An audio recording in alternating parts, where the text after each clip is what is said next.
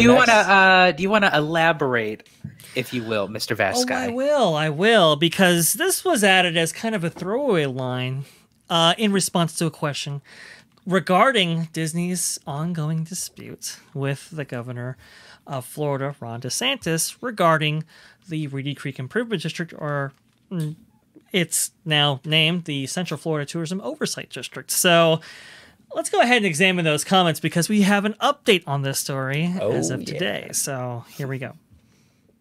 Yes, sir. And our next question today comes from Alan Fisher from Ameriprise Financial. Please go ahead. Hi, Bob. And again, I reiterate, welcome back. As a financial advisor here in Melbourne, Florida, only about an hour from Walt Disney World, what steps have already been taken or will be taken to protect shareholder value with regard to the legal battle between Disney and Ron DeSantis and the Reedy Creek Improvement District? We're kind of all concerned about that here for tax purposes. My son lives in Orlando, and he's worried about his taxes going up. Alan, let me, if you don't mind, let me address this issue, which I haven't really done much publicly, but I'd love the opportunity just to put it all in perspective. First of all, I know you said you're a resident, I think, of Melbourne, Florida.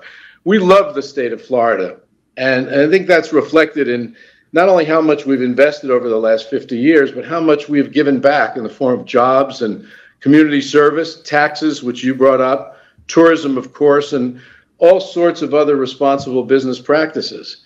We've also always respected and appreciated what the state has done for us. It's kind of been a two-way street. But a year ago, the company took a position on pending Florida legislation. And while the company may have not handled the position that it took very well, a company has a right to freedom of speech just like individuals do. And obviously, in taking the position, the governor got very angry about the position Disney took, and it seems like he's decided to retaliate against us, including the naming of a new board to oversee the property and the business, in effect to seek to punish a company for its exercise of a constitutional right. And that just seems really wrong to me, against any company or individual, but particularly against a company that means so much to the state that you live in. And to put that in perspective, we have over 75,000 employees, which I noted in my opening. Countless thousands of indirect jobs have been created. About 50 million visitors will go through our gates this year alone, about 8 million of them from outside the U.S., and we are the largest taxpayer in the state. And you may find this interesting as it relates to future taxes, but we're currently planning now to invest over $17 billion in Walt Disney World over the next 10 years. And those investments, we estimate, will create 13,000 new Disney jobs and thousands of other indirect jobs. And they'll also attract more people to the state and generate more taxes. And so our point on this is that any action that thwarts those efforts, simply to retaliate for a position the company took, sounds not just anti-business, but it sounds anti-Florida. And I'll just leave it at that. Thank you very much for your interest. Leave it at that. I'm glad he shorthanded it. Yeah, exactly. Yeah. Right? Yeah, I don't know. So, well, now we have some news today, though. Based, okay, so that was the annual shareholder meeting. Now DeSantis is firing back today. I'm gonna go ahead and I think you have some audio or video for us, Dre. I got some video for us. So this comes in 3 separate video clips. So we can allow DeSantis to elaborate on his position, how he feels about it, and so forth. It's important to track these things and kind of get it from his mouth, let's say, right? Because it will definitely impact. So here we go. First clip here. There was I believe 2 press conferences that were held, or 2, I would say, media appearances. One here was talking about the new Buc-ee's location going near, I believe, I-75, if I'm not mistaken. But I believe he was asked about it, and he has some comments about it. Here we go. So this is the issue at Disney. They had self-government in this state for almost 60 years. We put a stop to that. We ended their self-governing status. And as that transition from a corporation running its own government to a state control board taking that and actually governing that based on the will of the people, They tried to do things that, quite frankly, were underhanded, doing like some development agreement at the last minute that was supposedly going to bind the district. First of all, this is self-dealing. They're negotiating with themselves. You can't do that. So there's a provision of Florida law where the legislature can void that. I think that the state board's going to void it too. So on both ends, I think that'll be taken care of. But what the speaker said and what I've said is now that this has been reopened, all options are on the table. We need to make sure that people understand, whether you're an individual or you're a corporation, that you don't get to play by your own rules. That the people of the state of Florida ultimately are the sovereign. They elect people to fill these offices and enact policy. And I think Disney has always viewed itself as being exempt from that constitutional process. Well, those days are over here in the state of Florida. Can I just say something real quick? All the people applauding in the audience, 9 out of 10, I guarantee you, they're all annual pass holders. Well, here's the thing too. It's easy to, and we've seen this in California. Disney's been demonized in the city of Anaheim. Oh, big bad mouse, right? But boy, when the lockdowns came and you didn't have Disney to feed every business in the area, it sure was different, wasn't it? It changed the whole mindset. Believe me, if they could, and Disney were to lift all their properties off of Florida and move it, I'm not saying they are, I'm just saying hypothetically, these people wouldn't be cheering because it would greatly impact them. And here's the thing. Well, are we going to play the second clip before we kind of get into this? Because I think the other one. Okay, let's play the second one, then we'll dive into it. Yeah. I think we got two more. Real quickly though, it should be a combined 3 minutes.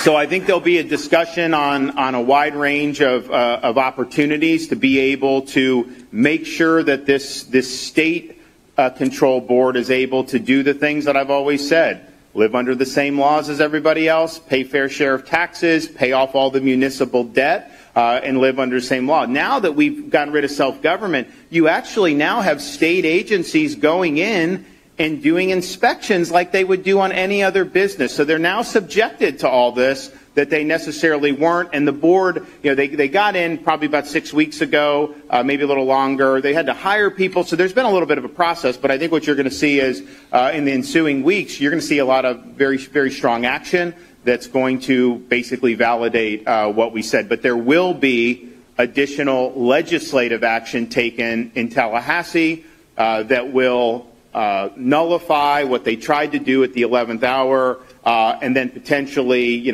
arm the board with the ability, to make sure that this is run appropriately. Well, let's see if he can follow through with that. He's making a promise right there. You heard it here, folks. He's going to nullify whatever Disney did. Let's see if that actually happens, because I have my doubts. And we'll go into the legal arguments against. And how he actually says, to inspect and everything. The way he's saying he's treating Disney like it's Section 8 housing, like they didn't have any way to, take care of their own property.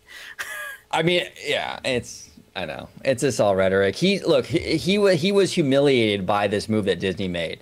It was out in the open. His team, his board, and him dropped the ball. They didn't pay attention. They were so worried about the politics, they didn't dot their I and cross their T, and that's on him. Now he's got to clean the mess up, and he doesn't know what to do. But we'll get into that with this, because this is absolutely scrambling to somehow save face, in my opinion. And you can tell that it's going to be either is scrambling or a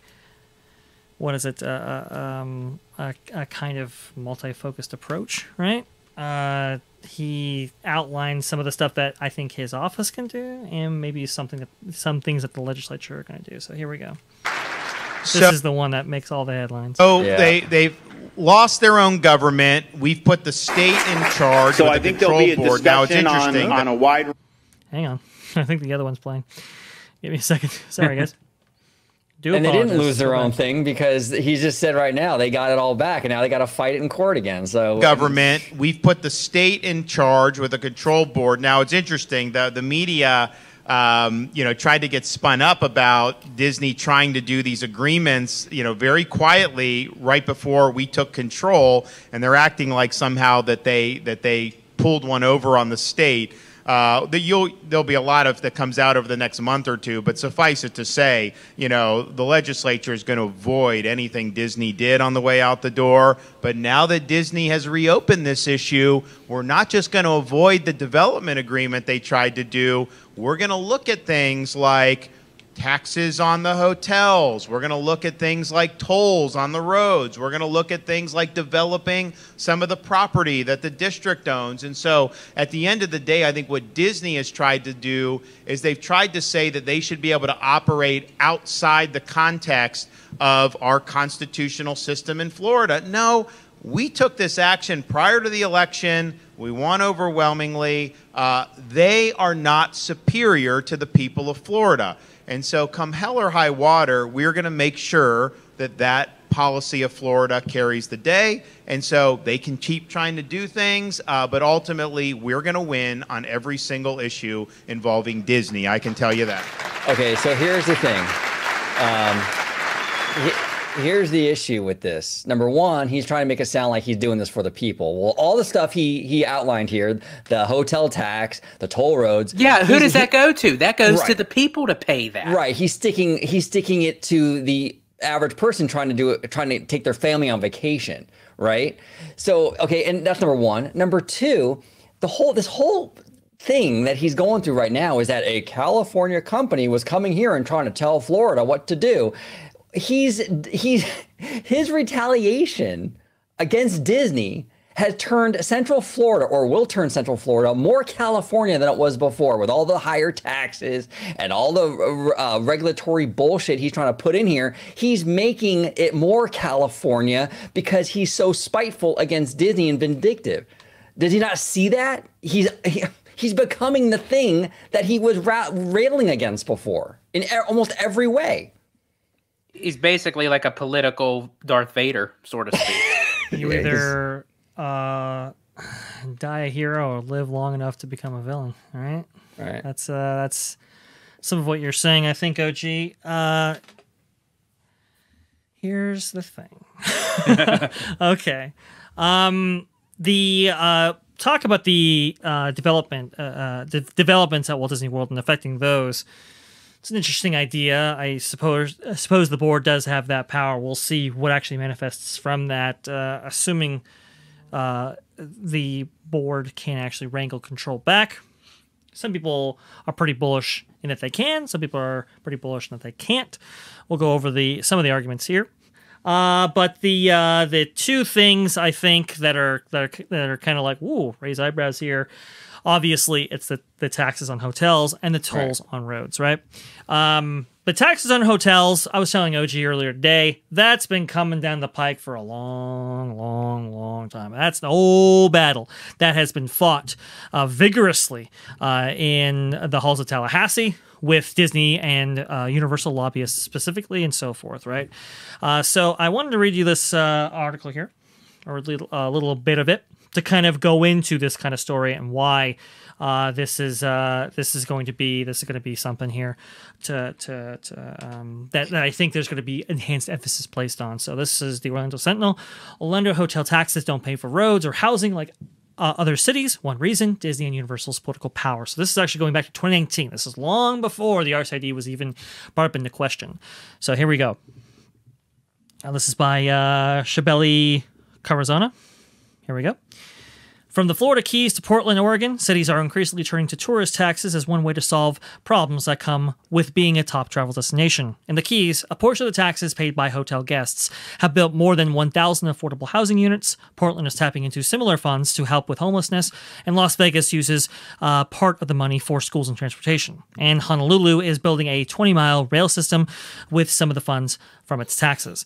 But in Orlando, home to the most iconic theme parks in the world and more than 129,000 hotel rooms, elevated officials and industry leaders have preserved nearly all of the $300 million from a 6% levy on hotel rooms to aid the industry. When Florida lawmakers have attempted to loosen the restrictions on the tax, they've run into major roadblocks. Former State Representative Matt Gaetz tried in 2015 asking the state to let counties use hotel tax dollars to pay for lifeguards, police officers, and ambulances. Public services stressed in his home district by big crowds that flock to the beaches. But Gates, now a U.S. representative, said that he was forced to rewrite his bill so it only applied to Okaloosa, Walton, and Bay counties in Florida's Panhandle. Quote, "There is a saying in Tallahassee that your bill is dead if it has a rodent problem," said Gates, referring to the Walt Disney Company's vast influence in Florida politics. "In the end, I punted for a very parochial outcome, so I got mine."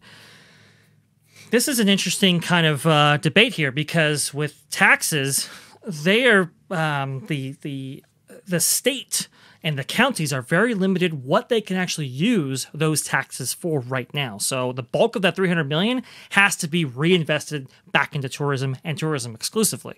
That becomes an issue as that becomes your only source of revenue. So that I'm not necessarily like that surprised about. I thought that was coming down the pike. I think I had made reference to it in previous videos, OG, that the hotel issue, that was coming up. To hear actual DeSantis talk about that today, no surprise right there. It's not maybe not a surprise, but one of the big selling points for Florida is that you don't have the taxes and all that stuff that you have in California, correct, and that's slowly going away.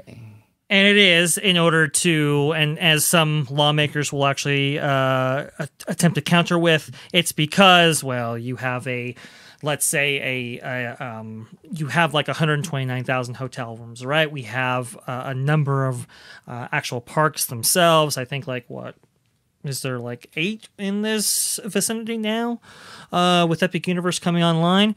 And that has, you have tens of thousands of what they would call low-income earners and so forth. So we should invest that back into local communities and all that kind of stuff, right? There is an argument to be made for that. But like you said, OG, it's becoming a little bit more California in its description. Now, again, they're being taxed now. It's just that gets reinvested back into tourism. Could we actually spread that around? Lawmakers have made that argument a lot before. And I think again, I'm not a fan of taxing, people when they actually spend time at the hotels or even use the roads. So the surprising one was the road issue, right? The tolls on the roads. DeSantis has made some headway in eliminating or pulling back on toll roads in the state of Florida. It's interesting how we want to institute toll roads in and around the Walt Disney World area, and I mean, that wouldn't even just be limited to people, I would think, who are actually going into Walt Disney World, but people who are driving around it. But that's a surprising portion of this whole debate. My only thing is, if this was something that was already kind of in the pipeline that they were considering, fine. I think it's more so the execution of how it is being presented. Of course. It's vindictive. And it's, really, Disney? Okay, well, we're just going to do toll roads now. And it's sloppy. This is so sloppy. You go on social media. I've had at least 3 different conversations today on Twitter about this with conservatives who are like, we're done with this shit. We are absolutely done with this shit. This is not a good look for DeSantis at all. I saw nobody, Democrat or conservative, saying, yeah, this is great, DeSantis. Yeah, go ahead and do the toll roads and the hotel tax and yada, yada, yada. It's a bad look. It's vindictive as hell. Like you said, Dre, he's trying to eliminate the toll roads. Now he's all about it because he wants to stick it to the mouse. And this game doesn't take you anywhere, DeSantis. Like, you're endlessly trying to one up and kneecap Disney is not going to benefit Florida, the people of Florida, tourism, or even Universal for that matter. And that's honestly just how politics works in general. No matter what side you're on, whether you're red, blue, what have you, you have these two entities clashing.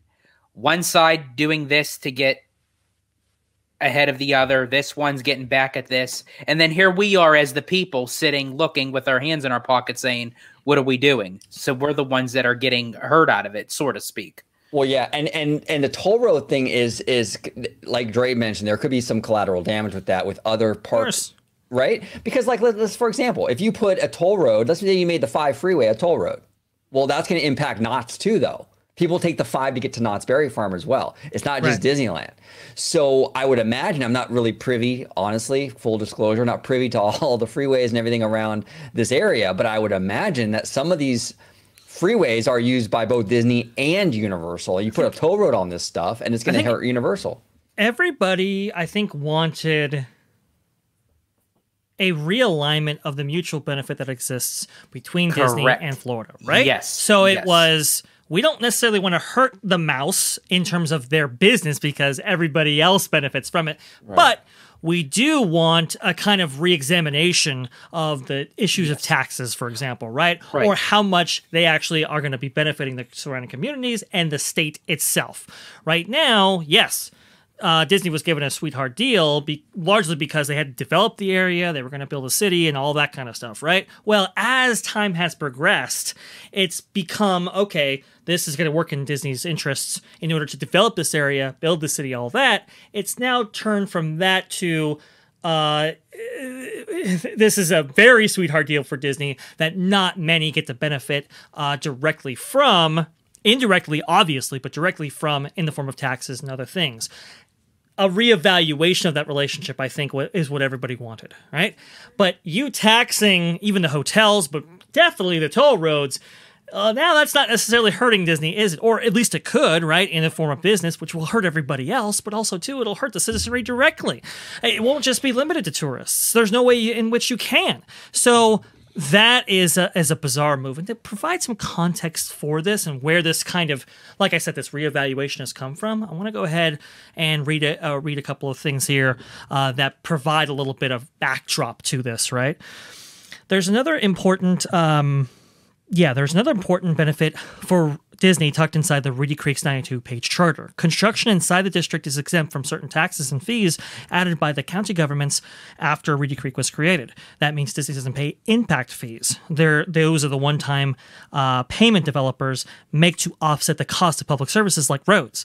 The district pays for many of its own services like fire and maintenance for the roads inside its boundaries. But if Reedy Creek didn't exist, Disney would pay the fees like any other developer to Orange and Osceola counties. At one point, Disney's exemption from paying impact fees raised eyebrows from officials in Orange County. In the 1980s, county officials threatened to sue Disney over the constitutionality of the Reedy Creek Charter. Ultimately, the company and the local government came to an agreement in 1989, and Disney paid about $13 million for road improvements outside of its property. In exchange, Orange County agreed not to challenge Reedy Creek's charter for 7 years. When the agreement ended, Disney stopped paying those fees, and Orange County leaders haven't pushed the issue since. Disney is also immune from a tax that other property owners pay to fund law enforcement. If the company was required to pay the tax, it would total about $21.1 million in fiscal year 2020, according to an analysis by the Orange County Comptroller's Office. Instead, Reedy Creek will pay about $10.5 million in a contract with the Orange County Sheriff's Office. And that means Reedy Creek, and Disney by extension, that's a savings of about $10.6 million a year thanks to that tax exemption. So there are ways, right, to correct that a little bit that would make everybody, I think, happy, right? DeSantis isn't even employing those techniques, right? He is threatening to hurt the business of Disney directly. Right. That hurts everybody around them. And it's... I think people expected the tax to be levied against Disney that would ultimately be taken out on consumers, but it would tax Disney directly. It's like the overall ideal of what it was supposed to be, but the execution brought on by DeSantis is completely obliterating of what the whole purpose was for in the first place. Exactly. And it's making it worse. Well, and that's what I said in one of the videos we made about this whole Reedy Creek thing and the Disney move, right? The Disney agreement is that just because DeSantis can do something doesn't mean it's good for him to do this. Now, the toll roads, he's probably well within his right to do that, but is it necessarily a good move? Absolutely not. It's anti-business. It's anti-optics too. No one on Twitter, conservative or liberal, is cheering this thing on. It's a shit move. And he's in a mindset right now because of how he is pursuing this. It's going to come out negatively. It's just like when you cook. I'll use that as an example. If you cook angry, your food is going to reflect on how you are feeling, how you are making said food. If you are a teacher, you're having a bad day, it can come across to your students that, you know what, it's showcasing of how you're teaching, your teaching method, of how you are response in your emotions. This is how the same thing is with DeSantis, because of he has a bigger outlook, because he wants to come after Disney, and they kind of showed him up, and now it's like this cat and mouse type of high school type of thing, and it's like it's ridiculous. He's getting sloppy though in his response now because he's panicking. Go ahead, Dre. Sorry. I do apologize. I wanted to go over some of the responses to this, right? Because I know DG and everybody who's watching this video is going, wait a minute, hang on here. There's some stuff you can put in. So let's go ahead and address it. Just on the public, just on the optics level, right? OG, this is bad, right? We've said this now a couple of times here. John Cooper says here, I've spoken with more than 100 residents of Central Florida, regular people and small business owners, and they're unanimously opposed to Ron DeSantis' ongoing feud with Disney. Nobody agrees with him, not a single person. Their feelings range from derision to frustration to outright anger. And that was before the latest news that DeSantis is looking at other punitive measures against Disney, including putting tolls on roads near Disney World. That's really going to piss off all of the Floridians who have to pay those tolls. What the F is DeSantis thinking?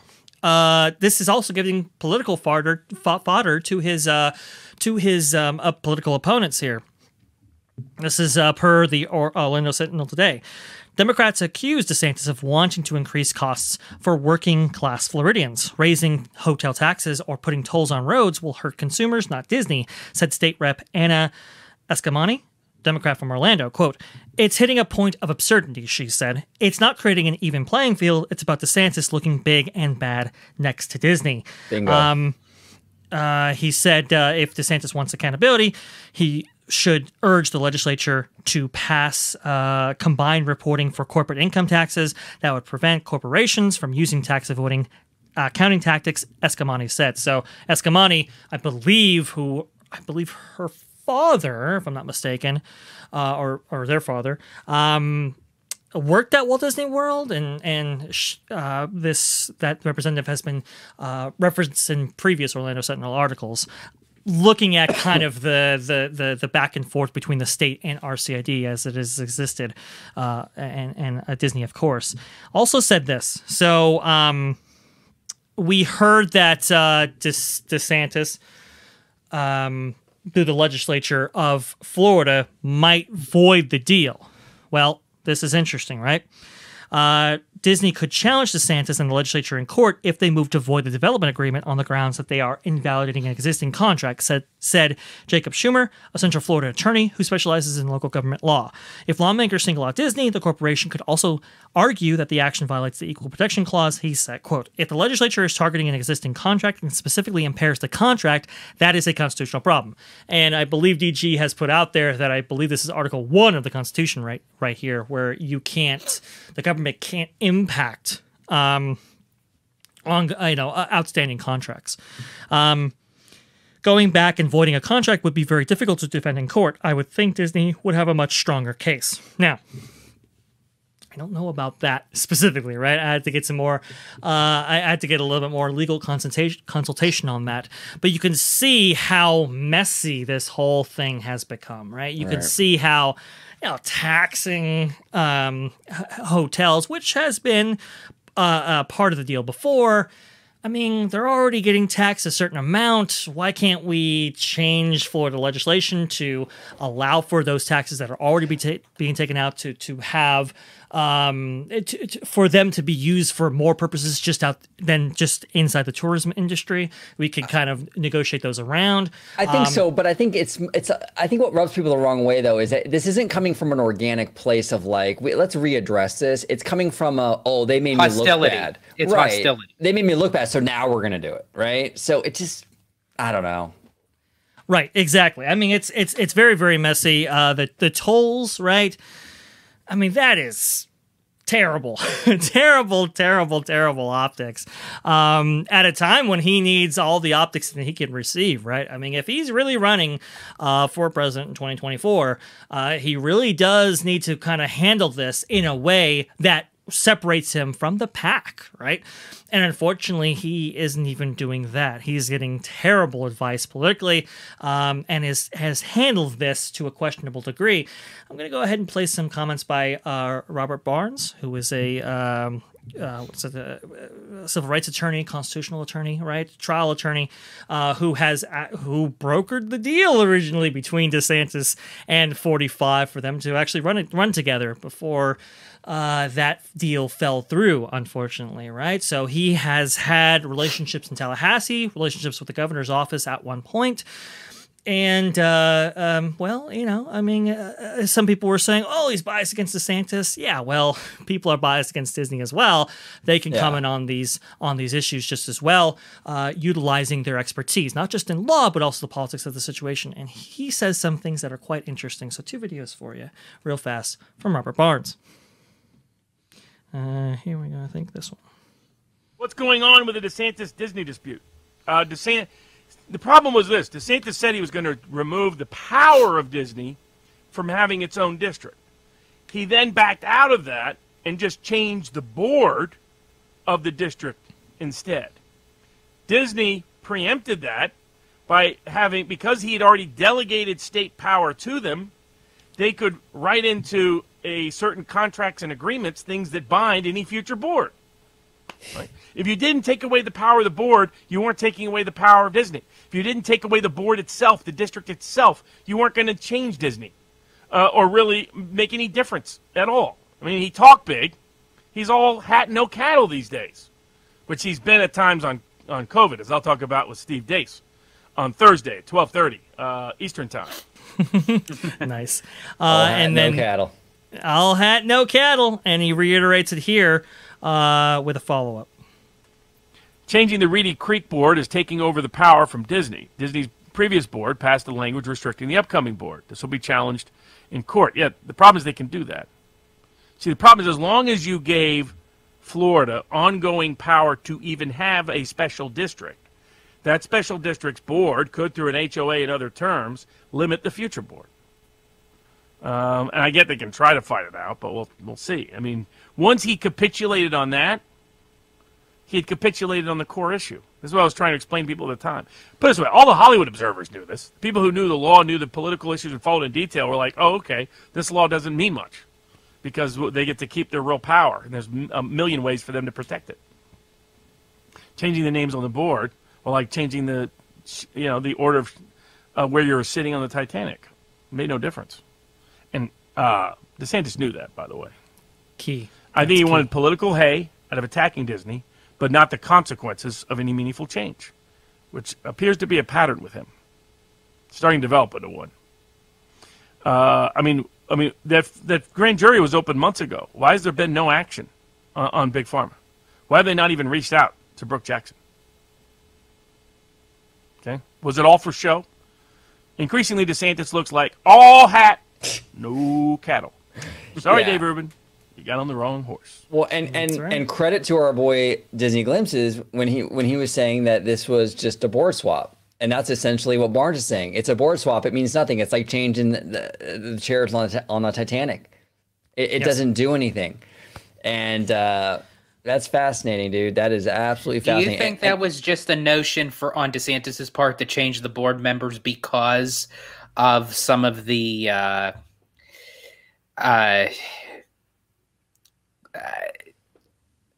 ignorance that they have? Like, they had read over the contracts twice and yet it was overlooked, and it kind of made him look like a fool because he had appointed them to this task, so to speak. So now he's trying to just, even though it can't really necessarily do anything, but just for it to showcase in his mind to say, oh, I got rid of these people, I'm putting in a brand new set of people. No, well, what Barnes is saying is that you got rid of Disney's board and DeSantis put his board in there. So DeSantis's board, that the guy who thinks that you can catch gay from the tap if water. You drink the water. Ron Perry, I believe. Ron Perry. Those people are staying. No, he's still keeping them. Right. Yes, he's keeping he's keeping his team. When Barnes is saying they switched the board, he meant from the Disney board, the Reedy Creek board, to the new tourism. Yeah. There's absolutely no. Yeah, that's. And the idea was I think the thinking here was they preserve the power that was entrusted by the state legislative to the RCID, now the Central Florida Tourism Oversight District, so that the board can utilize those powers. Problem is well, now they just can gift that power to Disney, which was pretty much the arrangement before, but without the board's input. So that is the issue here. Now, I do kind of agree that there might be some problems with that, and there might be problems breaking that and so forth. Again, a judge to decide. We went over how Florida courts, they're a little bit biased towards the governor's mansion, let's say, right? But the way that DeSantis is responding to this doesn't look good. It just doesn't. Now, if you want to say levy taxes against Disney directly, well, that's one story. If you want to say that we're going to pass legislation in order to divvy up the percentages of those taxes that are already in place, specifically with hotels, okay, that's something, right? Doing it in this way right here. See how he's even discussing it. He has such hostility and such anger in his voice when, like, just the thought of him saying the word Disney. It does contain a vindictiveness that I think DeSantis wanted to separate himself from and say, hey, this is all about an equal playing field. But it looks more punitive and vindictive as this goes along here. Well, Andre, you mentioned this many times. There used to be a motto at Disney that we can be greedy, but we can't be nakedly greedy, right?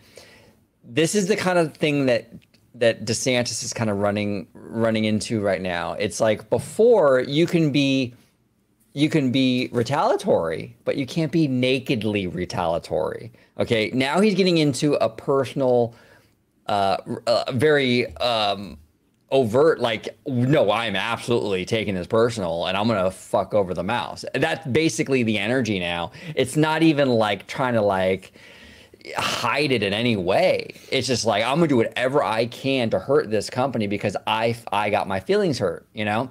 It's what it looks like. But even the way, like, it would be one thing if it was like that energy with a tax against Disney. I think that would be perceived differently than we're going to do tolls and a hotel tax. It's like, well, wait a minute, that's now an indirect hurting Disney, starting with the consumer, and that could be Florida residents as well. It's like that's a dumb way to go about that right there. Now, look.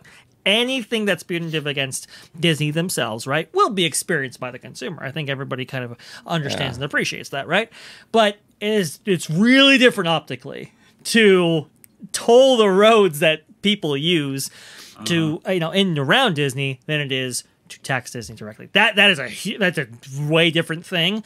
And man, just really bad advice. We had talked about how he was getting just all kinds of bad advice now that he had been, let's say, his circle of political advisors have included some maybe more establishment figures throughout the years, right? Some politically undesirables, let's say, as it were, right?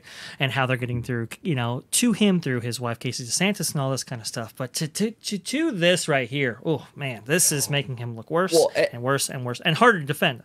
Absolutely, in the court of public opinion. Absolutely. And here's the other thing too: it puts into question what kind of options he even has, because the toll road thing feels like such a move of desperation. Like, I don't have a lot of options here, so this is all I got. I'm gonna do this. Like, it doesn't. If you have all these options, like he claims, like he's getting up here on the podium, oh, we're gonna nullify and yada yada yada. If you really had that in your back pocket, then why are you going for the toll roads and stuff? It seems like the toll roads are like we're out of options and like, fuck it, we'll just have to do the toll roads, I guess. That's what it looks like, at least from an outsider looking in. I could be wrong, but you don't do the toll road thing if you have all these legal maneuvers you can do against the mouse directly. It seems a little weird to me. It does. Maybe the chat who comments on this video down below, tell us, is the usage of toll roads and the implementation of them, or the removal of them, is that just within the executive branch's purview? I thought that was more of a legislative thing, but it might just be an executive branch thing, which is, I guess, how he was able to suspend toll road collection at a certain point here in the last couple of years. I wonder if it's like, this is one of my methods I can use, I'm going to use it kind of thing, right? We've also seen here, this is from Bob Hazen, from WESH, Florida Attorney General's office makes public records request to former Disney-appointed Reedy Creek board members focused on the development agreement and restrictive covenant undercut the law, giving DeSantis power over the board. So we've seen this, right? But there was also a formal request made to the, I believe, the Chief Inspector General of Florida to inquire, to make their own inquiry into the let's say the communications or negotiations between the former RCID and Disney right now. So we know that's coming out of his office as well. Like I said, this seems to be, it's either strategic in that it's a kind of a multi-front right here, or it could be throwing stuff against the wall and seeing what sticks. And look, it could be DeSantis is just kind of, throwing this out just to kind of feel it amongst his base right here, and maybe he'll switch tact as this response actually comes in. We'll see. But even if that were the case, man, does it make him look really, really bad. This is not the sharp precision that we've seen from DeSantis. Not to mention, this whole stunt was for him to kind of gain recognition for a potential political run. Right. You know, so I mean, yeah, this isn't looking good for him in the long term.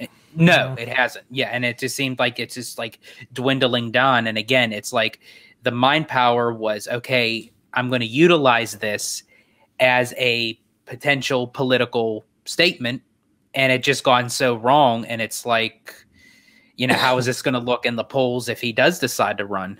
There are ways to handle this now. For example, like what we had discussed previously, OG, if they wanted to tax this agreement in a special way, hey, you can, carry on with this agreement. We're just going to have to pay for the privileges. That could be something to bring up. I think it was Valiant Renegade or Legal Mindset on one of their streams. They were saying, I think Legal Mindset gave this advice where it was like, okay, the board should just do what it does, right, and have Disney themselves battle it in court, right, sue them for their actions as part of the board. That's an interesting idea. That's an interesting pursuit. I think there are ways to handle this. The executive route with an inquiry, it's interesting, but this is not, I think, what people envisioned. When this fight started, remember, as Barnes eloquently put, it was, we're going to get rid of this board, right? And we're going to get rid of Disney's special privileges. Right.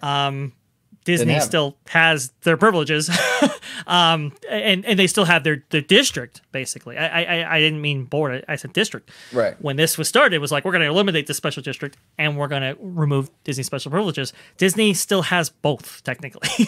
Right? And now it's all these other things that kind of are kind of around this issue of, I think, what a lot of Floridians resonated with, which was an inequitable relationship between Disney and Florida. Well, and you're seeing, and you brought up, Dre, right now, a couple of options that he could go in, potentially, right? You mentioned the Legal Mindsets approach and the other one. Okay, right? And those would be much better, at least optic-wise. If those are options, those are much better optic-wise. It's like, what you're seeing, I think, from DeSantis is someone who gets rattled, like in a debate, right? Like a debate opponent who's like, they know they're losing, and they start to make really sloppy mistakes and dig the hole further. They're digging their hole even deeper, and that's what I feel here. DeSantis is not focusing and thinking about this in a strategic way. He's thinking, I'm embarrassed, I got to do something, and he's just acting. And it's sloppy, and which is weird because you had the power of the states, and you had the legislature in your pocket. Like, why wouldn't you? I don't know, come up with a strategy that is a little bit better suited for this particular situation, and also makes you look good optically. Like you said, OG, it's like he's on his heels a little bit. Yeah, and that's revelatory with that kind of action, right? It's like it's revealing, oh, do you necessarily have this strong foot that you've put out there? Now, I think they do. It's just they haven't necessarily utilized that power just yet. We'll see if they do. Yeah, I don't see the confidence in the actions, but maybe they got it. Who knows? But and this is just going to keep going. Like this isn't the end of it. We're going to hear a lot more coming out on both sides. Yep. No, it's not. well, it was kind of, because we both kind of agreed even before this that the board was going to kind of. This wasn't completely over. Oh, sure. Yeah. But it would have been within the confines of the district, not the governorship in Florida or the presidential race in 2024. Now, all of that is relitigated with the legislative and the judicial getting involved potentially as well. It's wild, man. So the battle of the double Ds continue. It just keeps going on and on. The double Ds.